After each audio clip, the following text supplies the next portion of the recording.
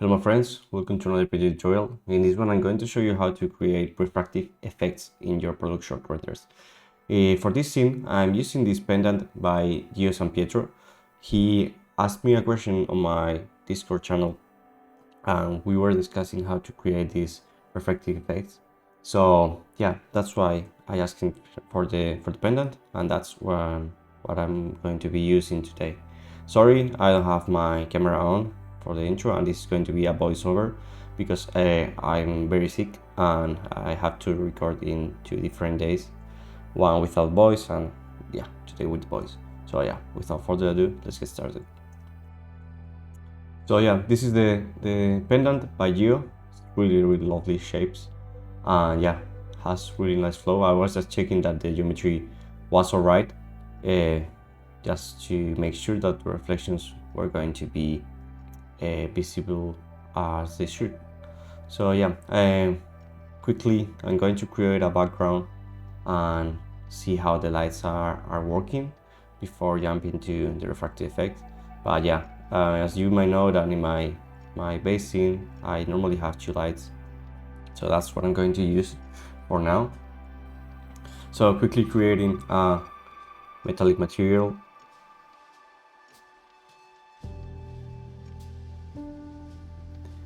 Nothing fancy or crazy, I'm just going to put the metalness up to 1 and a little bit more roughness to make sure that we catch better refractions and a little bit more roughness overall. And I'm not going to be creating the textures right now, like a rough texture effect, because it doesn't really need to. This is just a tutorial to check on how to create different effects. So yeah, I will be probably talking about that in a shorter tutorial later in the month. Just moving the lights a little bit and excluding both the lights from the background. I'm going to create another light for the background, and yeah, that's the usual stuff, something to create a little bit of a gradient to give a photographic effect. I have a full tutorial about photographic backgrounds on my Patreon, so I'm not going to go into detail because this is really simple. Okay, so here you can see that everything has changed a little bit. It's because I had some crashes in Cinema 4D and also I lost part of the recording, so sorry about that. But I just added another light and rotated the shapes a little bit just to create a nicer effect, so everything wasn't that straight on. And here I was just checking how cool it looks with a super white background.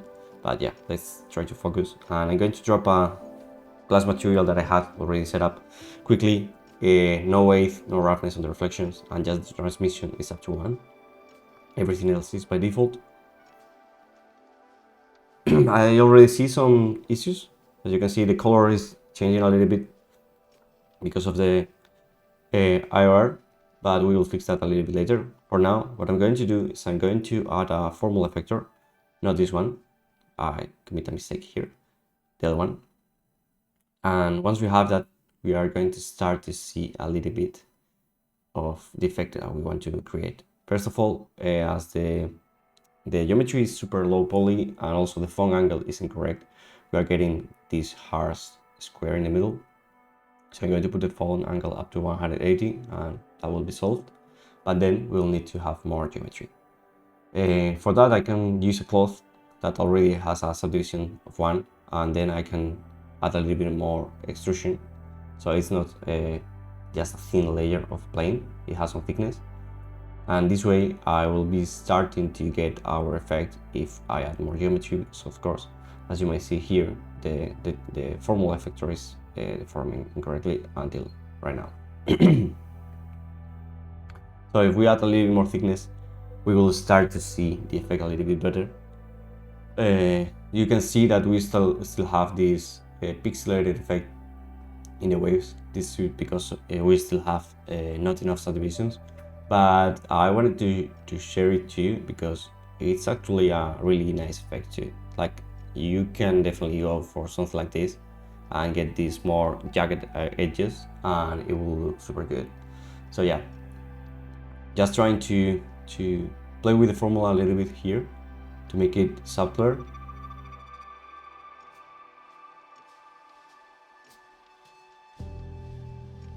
And here I'm just checking the geometry again to realize that I need more geometry. So I'm going to use the resist tag and activate the tessellation, remove the screen space adaptive, and put more subdivisions to it. So we get something smoother, but it's still not enough. We will tweak it in a second.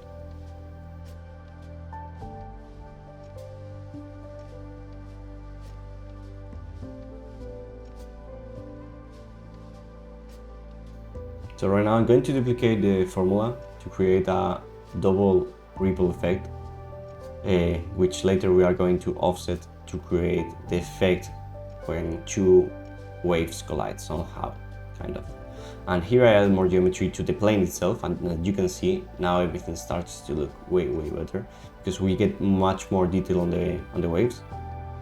So instead of being that subtle, we have more contrast between the refracted parts and the not refracted parts. And yeah, I think this effect looks really nice. Obviously, we are distorting the product too much. We don't see anything. But yeah, it's something that we will tweak in a second. And here is what I told you guys about. I'm just offsetting the formula. So we have this double distortion effect. In order to read the product a little bit better, I'm going to put a spherical field on one of the formulas, and I'm going to invert it so we can see a little bit better what's happening in the middle. There's different ways that you can do this.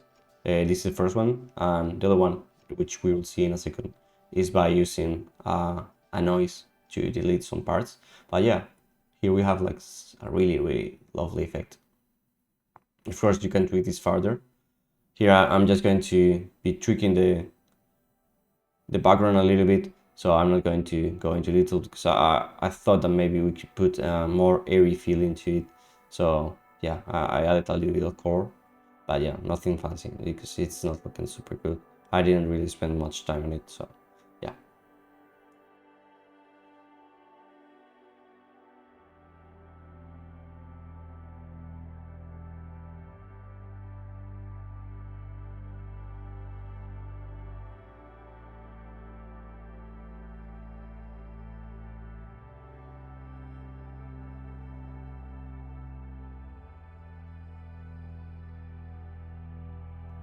So what I'm trying to do now is to add an opacity map or mask to our glass. That way we will have the effect happening even subtler in more contained areas instead of in all the plane. This will give us a cleaner image of the product.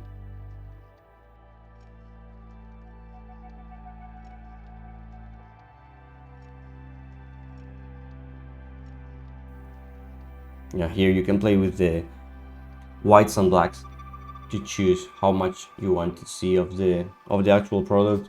Again, this is really up to you. It really depends on the scene that you're working on. I don't know. It really depends on a lot of factors. But it's a nice effect because it's a little bit more abstracted than just the plain water ripples, and you're getting like this ghosting effect, which is really lovely. But again, this requires some tweaking, and I'm just showing the techniques so you can use them as whatever you might need. Here I wanted to see how it looks with a little bit dispersion. It's always going to give us a nice effect. If you put it too low, it's going to be super colorful. So I normally like to put them actually way higher, so the effect is more subtle. And you can play with you can also play with the roughness a little bit, but yeah. For the next example, I'm going to use a cylinder as our distorted geometry. And this one is one of my favorites because it gives us a lot of flexibility to animate if we want. And I don't know, I just love how clean it is. So again, we are going to do the same. We are going to make a material and going to put it in the transmission up to 1. Sorry about my voice cracking, I'm super fucked up. As you can see, well, whatever we do with the roundness will affect the geometry. Also the same with the IR. For now, let's leave it like this, and we can revisit a little bit later. I'm going to start to put this in place. basically the idea here is that I want to create a repetition of this shape with a cloner, and therefore we will be getting more distortions. The farther away the cylinder is from the object, the more distortion that we will get. So if it's closer, we will have a cleaner image, which in this case I think it's much better because we are not that interested in not seeing the object itself, we want to see the object. So let's keep it quite close and let's start to add the cloner. I'm going to just use the grid default and I'm going to remove from the other axis. And here you can see we start to get something that's kind of cool. This is lovely, but I think we have too many too fat cylinders, so the idea here is to make it way thinner and space them out a little bit, so we kind of see refractive effect, then the product, then the refractive effect. And here you can come back to play with the IOR and the roughness. So if you go low, or if you invert it, well, the refraction obviously will change, and if you go too low, basically it disappears. But this is an effect that I think is kind of cool. It's also kind of giving us a nice optical illusion. You don't really know what's happening, but what I'm going to try to do is I'm going to delete more of the cylinders, so everything is even more subtle. So right now, as it is, we are deleting the middle parts, so I want to invert that, and I'm going to use RAM because it gives me more control than just the color invert. So I'm able to adjust the colors exactly as I need, so we can contrast a little bit more how it works. So for example, I just already inverted the noise. As you can see, it's the opposite as it was before, not the noise of the ramp. And here I'm just going to pull the colors a little bit closer so I can contrast a little bit more how the opacity of the person is going to look. So for example, you can have something like this, which is already more subtle. You can add a little bit, I don't know if you want to distort those images, those edges, or a little bit more, which I'm not gonna do. But yeah, it's like a really quick and simple way of doing this effect. Here I'm going to show you how to, well, not in this axis, but how you can rotate them, and you can have like a really graphic and cool animation. Kind of abstract, but it gives a lot of nice opportunities. And of course I'm just rotating it, but if we were to displace this, or I don't know, we can do a lot of things here. Just a thought starter as a technique that you guys can use to make some quick R&D, or yeah, any cool frames that you might think of. So for the next example, I'm going to try to do something, well, not something similar, but we're going to take another approach and do it with texture instead of geometry. So let's drop some tiles. This is the C4D surfaces that we had in the old Expressor nodes. Now they are implemented in Redshift for all render engines. Sorry, it's for all programs, so you can use this in Houdini too. These are really cool because it gives you a nice procedurally based kind of patterns. So for example, the default is the squares one, and as you can see, well, it gives us this effect. Right now, as the scale of the scene is quite small, we need to be wary of the bump more than anything else. Something that I realized a little bit later. But yeah, you can play with the bevel width or the growth in order to have it be softer and bigger or smaller. Well, really up to you. You can get a lot of different cool effects. But yeah, right now it's super harsh because, as I said, the bump is set to 1 and the scale, imagine this is, I don't know, like 9 centimeter pen or something like that. So it's normal that the bump it's like super big right now.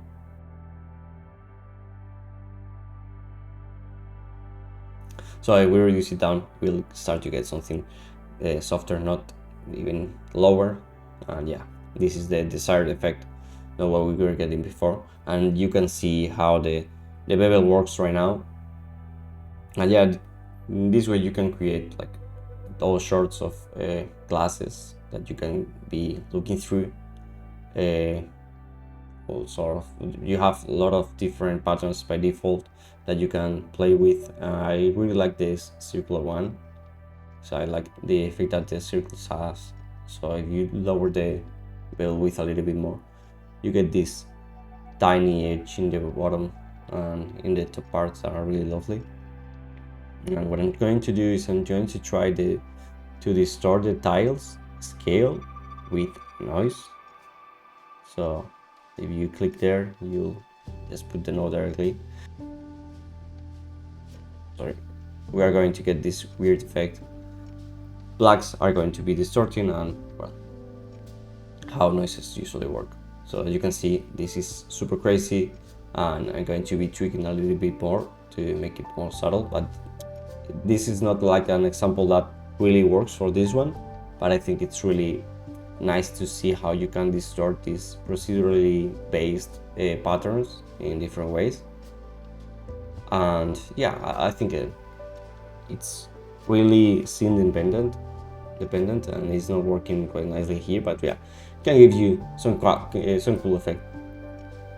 I'm duplicating here to try something else, keep the original pattern saved, something simpler with just lines, to see if we can create this kind of effect that we see with like simpler lines. And I think it's really nice because it's a better distortion for me. I don't know, I feel it works nice, way better with the product itself.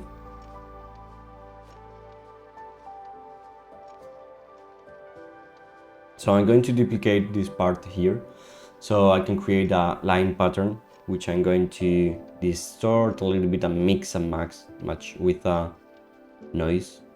I like this effect because it's cleaner and it gives us like this trippy effect, which is really lovely. And now let's add a maximum noise so I can control a little bit more in which areas this effect is going to happen. In this case, I'm going to use a layered node so I can blend both things together. Scale down the noise because otherwise we're not going to see anything.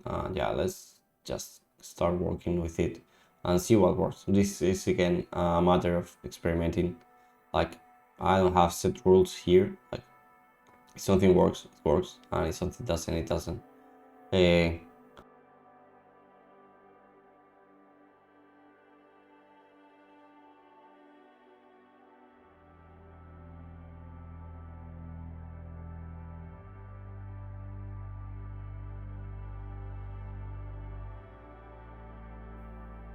We can also try to add a displacer effect here, so it's not so flat. This probably is going to affect greatly, but you have to be careful about the displacement scale because again, in this case, the scene is super small. Well, you can have just more drastic effects.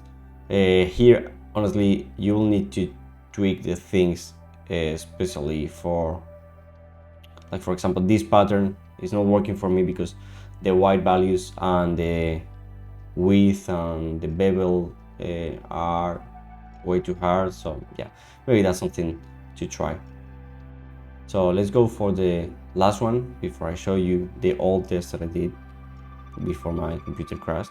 And honestly, this is one of my favorites because it's so simple yet it looks so good.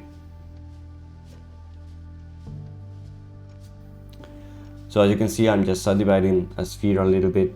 Again, just no, the glass material just missing to 1, roughness up to 0. But as you can see, well, I'm going to remove the reflections because I don't need them. I just want to have a cleaner image. And as you can see, the sphere is distorting everything quite a lot, which can be cool, but we're also getting super dark areas of the bottom part, which we don't really like. But that way we can control it with the IOR a little bit, which is already doing a kind of a nice effect, and we can get this kind of zoom in effect.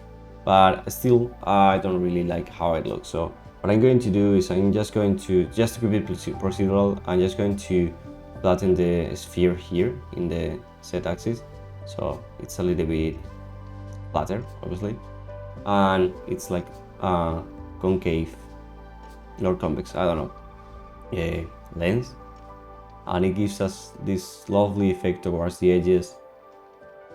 And yeah, it's a really graphic effect compared to the others, and I think this one is obviously The modes are directable because as this geometry you can place it wherever you want, and it even looks good if you duplicate the geometry and put two in the same place. But yeah, it creates this kind of overlapping effect, which is really nice.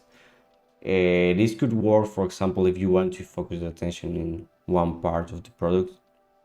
It's a really nice effect, and I'm going to show you how to modify it a little bit more, even further, so it looks even better. Again, if you want to add some dispersion to it, you'll start to get these effects. Too low gets super busy, so honestly I recommend just adding a little bit so we have a slight chromatic aberration, but nothing really that drags a lot of attention. We can always put a little bit more refraction depending on what you want to do. We can also mix this with the previous one and add some texture to it, for example. And yeah, depends. If you want some reflection to affect, you can add it. I'm not going to do it, but what I want to do is try to hide a little bit more the edges and make it a little bit more abstract. So in order to do that, I'm going to use ramp in spherical mode so that I can control which parts of the spheres are visible and which parts aren't. So yeah, just drag it to the opacity, and as you can see, we get this effect that's like fading away. I'm going to invert the gradient, so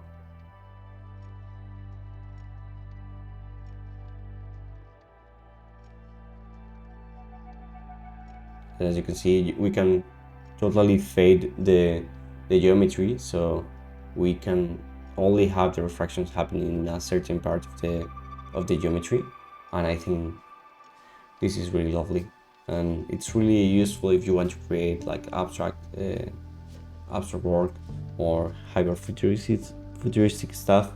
Not really something that's on my alley, but yeah, I want to show you guys so you can see how you can create these kind of effects. These are the initial tests that I did before my computer crashed, so I'm really thankful that it crashed because they weren't looking that good. But for example, here I was using a formula effector and I was masking it with a shader field. As you can see, it's a different workflow, which it wasn't working that well because it needed more subdivisions, but the idea is not good. It is not bad, sorry. Here, for example, is just a displacer. I think, yeah, displacer on a plane, nothing fancy. And this last one, not the last one. This one is really cool. This one is one of the ones I like the most. That's why I wanted to share it with you. This is just 2 cylinders, as you can see, with some bevel. And the material is also similar to this last one that we did, but it has a Fresnel to control the opacity, and we also have a little bit of dispersion, sorry, and a tiny bit of roughness. So we get a little bit more softness there, tiny bit of dispersion, and we are choosing to delete some of the parts with these IR settings on the Fresnel. This way we get this really subtle effect and we get these holographic results, which are also really lovely.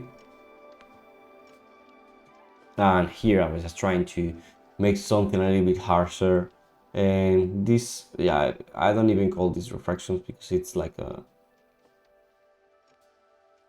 here I think I quickly duplicated the ripple ones because I wanted to have a different effect. I think I wasn't liking the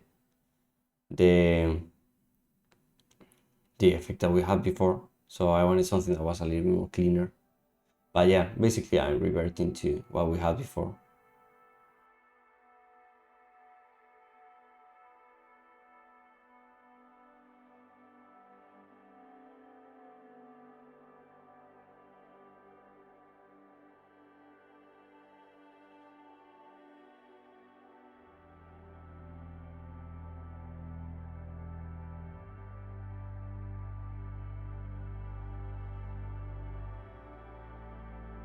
Yeah, I think that's basically all that I can show you today. I hope it was useful. I hope that you learned a few techniques, and I'm hoping to see you in the next video.